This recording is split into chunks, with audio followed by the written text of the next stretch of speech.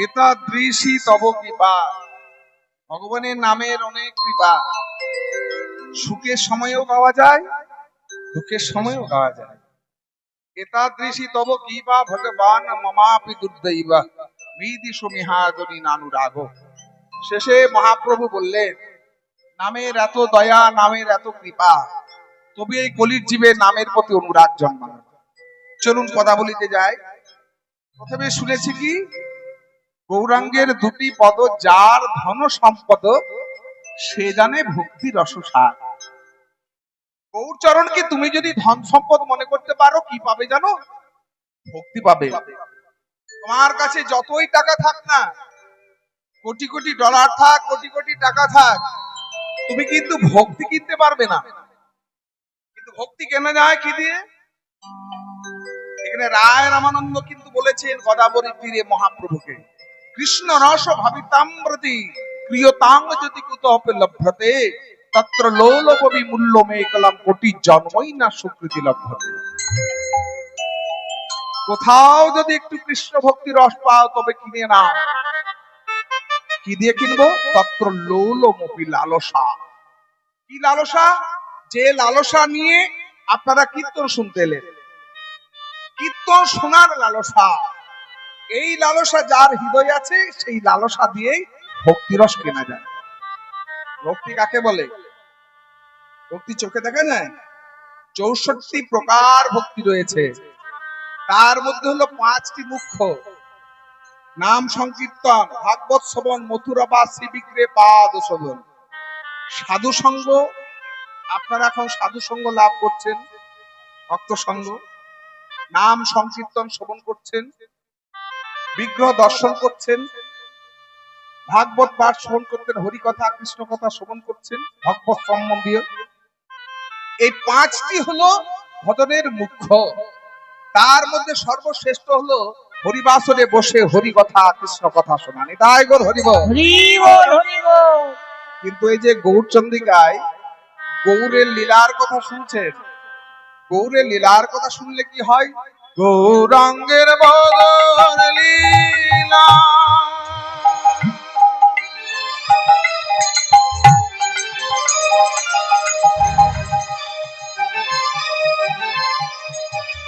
ওগো জারি করেন প্রবেশিলা,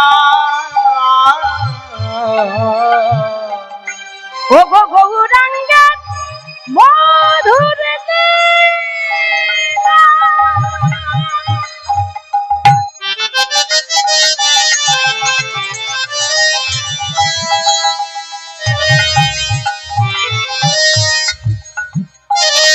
যার কারণে প্রবেশিলা, হৃদয় নির্মল ভেলতা, হৃদয় নির্মল ভেলতা, হৃদয় নির্মল ভেলতা। ও তার অজ্ঞান আধার যাই গো সরে, অজ্ঞান আধার যাই গো সরে, অজ্ঞান আধার যাই গো সরে। ও তার অজ্ঞান আধার যাই গো সরে। যেজন গৌরী লীলা শ্রবণে করে, অজ্ঞান আধার যাই গো সরে। যেজন গৌরী লীলা শ্রবণ করে, অজ্ঞান আধার যাই গো দূরে। হৃদয় নির্মল ভেলতা, হৃদয় নির্মল ভেলতা, হৃদয় নির্মল ভেলতা। এই যে গৌরচন্দ্রিকা হচ্ছে, কিছুক্ষণের মধ্যে লীলাতে প্রবেশ করব। এই গৌরের লীলা কথা শুনলে কি হয়? জীব অজ্ঞানী থেকে জ্ঞানী হতে পারে। এই জগতে জ্ঞানী কে জানেন?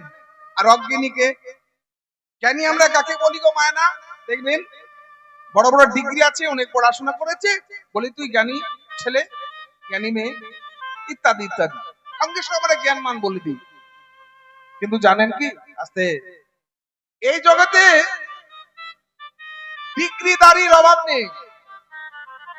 অনেকের ডিগ্রি আছে কিন্তু জ্ঞান নেই, আমার অনেকের জ্ঞান আছে কিন্তু ডিগ্রি নেই। বৃদ্ধাশ্রম গুলো ঘুরে ঘুরে দেখবেন, বৃদ্ধাশ্রমে যতজন মা বাবা আছে না, কারো ছেলে ডাক্তার, কারো ছেলে ইঞ্জিনিয়ার, কারো ছেলে প্রফেসর, কিন্তু বৃদ্ধাশ্রমে কোনো মা বাবা বলবে না যে আমার ছেলে হলো কৃষ্ণ ভক্ত সন্তান। কারণ কৃষ্ণ ভক্ত সন্তান কোনোদিন মা বাবাকে দুঃখ কষ্ট দেয় না, নিজের কাছে রেখে সেবা যত্ন করে। এটাই হলো প্রকৃত জ্ঞান। পরম পুরুষ শ্রী শ্রী রামকৃষ্ণ ঠাকুর তিনি তো কোনো পড়াশোনা করেননি, তাহলে এত জ্ঞান কোথা থেকে অর্জন করলেন? ঠাকুর তো ছিলেন তান্ত্রিক পূজারী, কিন্তু কীর্তন বড় ভালোবাসতেন। দক্ষিণেশ্বরে গেলে দেখবেন মায়ের মন্দিরে পিছনে একটি রাধা গোবিন্দ মন্দির আছে, সেখানে বসে ঠাকুর কীর্তন শুনতেন, কীর্তন করতেন। আর তার শিষ্য কে হলেন? তখনকার দিনে ফিলোজফিতে অনার্স স্বামী বিবেকানন্দ। তখনকার দিনে ফিলোজফিতে যিনি অনার্স, তিনি ইচ্ছে করলে বড় বড় চাকরি বাকরি করতে পারতেন, কিন্তু করলেন না। কেন জানেন? আমাদের জন্য, জগতের মানুষের জন্য চিন্তা ভাবনা করলেন। সংসারে রোজগার নেই। বিবেকানন্দের মা একদিন দুপুর বেলা ডেকে বলছে, নরেন, বলো মা, আয় খাবি, খেয়ে নিবি আয় বাবা। বিবেকানন্দ স্নান করে রান্না ঘরের দিকে উঁকি মেরে দেখলেন হাঁড়িতে যতটুকু ভাত রয়েছে একজনের খাওয়া হবে। আমি যদি খেয়ে নি তবে মা আমার কি খাবে? মা বল, নরেন, তোমাকে বলতে ভুলে গেছিলাম, আজ দুপুরে আমার বন্ধুর বাড়িতে নেমন্তন্ন আছে, তুমি খেয়ে নাও, আমি খেয়ে আসছি বন্ধুর বাড়িতে। বিবেকানন্দ মোড়ের মাথায় গিয়ে কল থেকে জল খেয়ে একটা গাছের নিচে 1 ঘন্টা বসে বাড়িতে ফিরে এলেন। মা কিন্তু খেতে পারেনি। নরেন, বলো মা, খাবি? আমি খেয়ে এসেছি। ওরে নরেন, তুই সবার চোখকে ফাঁকি দিতে পারবি বাবা, মায়ের চোখকে তুই ফাঁকি দিতে পারবি না। তোর যে বন্ধুর বাড়িতে নেমন্তন্ন ছিল না, আমি তোর মুখ দেখে বুঝতে পেরেছি। মা, তুমি এমন ছেলেকে জন্ম দিয়েছো, তোমায় একটা বস্ত্র দিতে পারি না, ঠিক মতো খেতে দিতে পারি না। ওরে নরেন, তোর মতো ছেলেকে পেয়ে আমি গর্ববোধ করি রে। আমি গর্ব করে বলি, আমি নরেনের মা। এই যে মায়ের প্রতি শ্রদ্ধা ভক্তি, আমি তোকে 2 হাত ভরে আশীর্বাদ করে গেলাম, সারা পৃথিবীর মানুষ তোকে সিংহাসনে বসিয়ে পূজা করবে। তাই এই হলো প্রকৃত জ্ঞান। এই জ্ঞান অর্জন করেছিলেন কার কাছ থেকে? তিনি তো পড়াশোনা করেছিলেন। আমরা পড়াশোনা করি কি জন্য? বর্তমান দিনে পড়াশোনাটা হয়েছে চাকরি বাকরি করার জন্য। কিন্তু ভারতবর্ষের প্রাক্তন রাষ্ট্রপতি স্বর্গীয় ডক্টর আব্দুল কালাম সাহেব কি বললেন? বর্তমান দিনে আমরা ছেলে মেয়েদেরকে ওই টাকা রোজগার করার মেশিন তৈরি করছি। তাই তো দেখবেন আমরা কি বলি, খোকা তোকে ভালো রেজাল্ট করতে হবে, চাকরি বাকরি পেতে হবে, ডাক্তার ইঞ্জিনিয়ার প্রফেসর হতে হবে, রোজগার করতে হবে, ইনকাম করতে হবে। কিন্তু বিদ্যার অর্থ কিন্তু তা নয়। বিদ্যাবোধ জীবন মহাপ্রভু বলেছেন, বিদ্যার স্বরূপটাই হলো জ্ঞান। আমরা আমাদের ছেলে মেয়েদেরকে পড়াশোনার সঙ্গে সঙ্গে যদি একটু কীর্তন শোনাতে পারি, সেই ছেলে প্রকৃত একটু জ্ঞানী হতে পারে। হরিবল হরিবল। গৌরাঙ্গের মধুর লীলা যার কর্ণে প্রবেশিলা, হৃদয় নির্মল ভেলতা, যে গৌরাঙ্গের নাম নয় তার হয় কৃষ্ণ প্রেম। গৌরাঙ্গের নাম হরে কৃষ্ণ প্রেমের নাম, যে গৌরাঙ্গের নাম নয়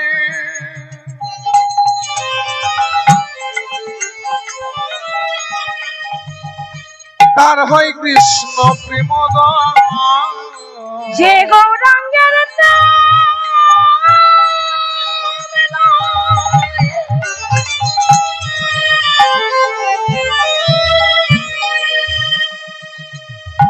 তার কৃষ্ণ প্রেমের তারে মুই যাই বলি হারি। তরে মই যাই বলি হারি। আমি যতই বলি ততই হারি। আমি যতই বলি ততই হারি। আমার গৌরাঙ্গের মধুর লীলা যতই বলি ততই হারি। আমার গৌরাঙ্গের মধুর লীলা বেদ পুরাণে পাই না সীমা। আমার গৌরাঙ্গের মধুর লীলা ওই গৌরাঙ্গের মধুর লীলা বেদ পুরাণে পাই না। ওই গৌরাঙ্গের মধুর লীলা বেদ পুরাণে পায় না।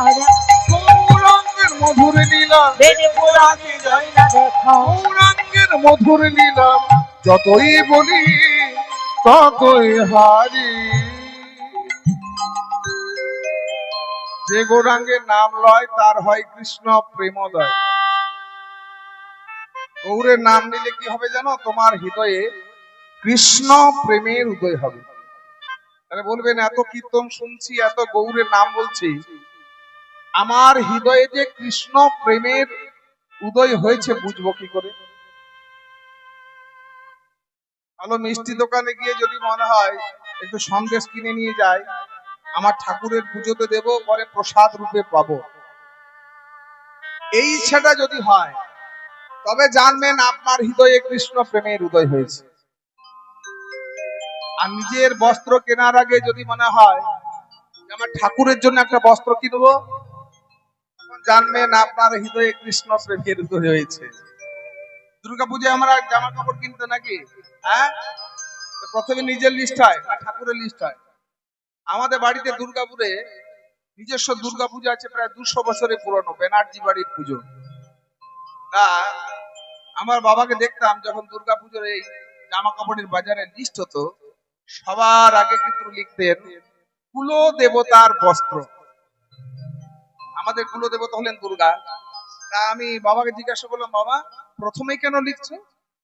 ওরে শোন, তিনি হলেন অন্নপূর্ণা দেবী, অন্নপূর্ণা, তার কৃপাতে আমরা রয়েছি, তার জন্য আগে নিয়েছি, তিনি নিশ্চয় কৃপা করে সবার জন্য করে দেবেন। নিতাই গৌর হরি বল। কেউ যে গৌরাঙ্গের নাম লয় তার হয় কৃষ্ণ প্রেমোদয়।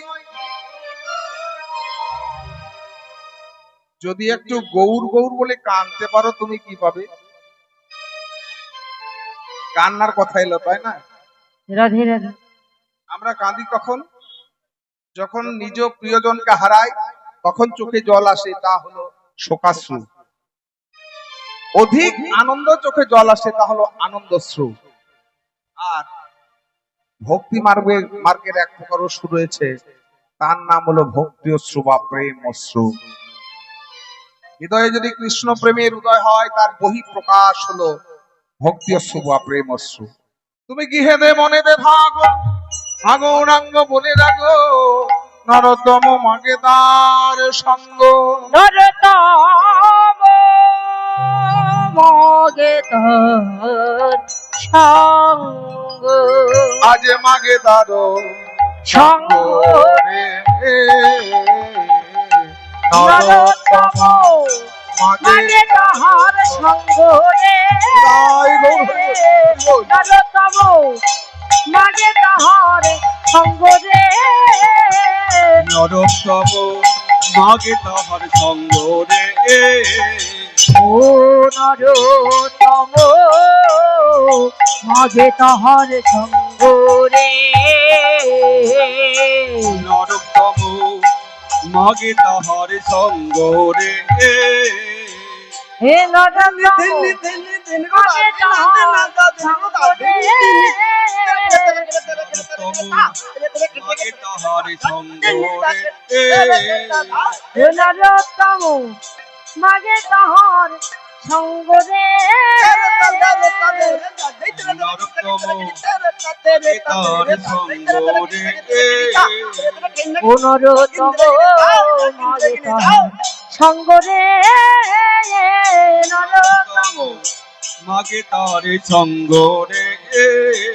ধোগড়া রাখছিলি রাখছিলি ধিয়া তাকেড়ে রাখছিলি রাখছিলি ধোগড়া রাখছিলি ধিয়া তাকেড়ে রাখছিলি ধোগড়া ধোগড়া নিক তাকতে রেগড়া তাকেড়ে তাকেড়ে সেটা দেখিনি দেখিড়া রাখি লাগ ঝাড়া কি লাগছা ধোগড়া রাখছিলি রাখছিলি ধিয়া মাগে তাহার ধোগড়া রাখছিলি ধিয়া ধোগড়া ধোগড়া নিক তাকতে রেগড়া তাকেড়ে তাকেড়ে সেটা দেখিনি দেখিড়া রাখি লাগ ঝাড়া লাগি আ ধানে ধানে ধানে কথা কথা কথা তানে তানে কথা কথা ঘিরে তাকে না তানে তা রে ধানে ধানে ধানে ধানে ধানে ধানে আ ধাক্কে দিও লাকি দিও লাকি দিনা মাগে দিও তাহার ধরে কেটে ধরে কেটে ধরে কেটে ধা ধরে কেটে ধরে কেটে ধরে কেটে ধা ধরে কেটে আ ধাক্কে দিও লাকি দিও লাকি মাগে তাহার ধরে কেটে ধরে কেটে ধরে কেটে ধরে কেটে ধা ধরে কেটে ধরে কেটে ধরে কেটে ধা ও নারোত্তম মাগে তাহার সঙ্গরে নরতম মাগে তাহার সঙ্গরে নরতম মাগে তাহার সঙ্গরে নরতম মাগে তাহার সঙ্গরে নরোত্তম মাগে তারো সঙ্গরে আজ নরোত্তম মাগে তারো সঙ্গরে আজ নরোত্তম মাগে তারো সঙ্গরে আজ নরোত্তম মাগে তারো সঙ্গরে নরোত্তম মাগে মাগে তারো তাহার সঙ্গরে হে হে জয় নেতাই জয় গুরু আপনাদের চরণধুলি মাথায় নিলাম এখন গৌরচন্দ্রকে আস্বাদন করেছি এবার লীলাতে প্রবেশ করব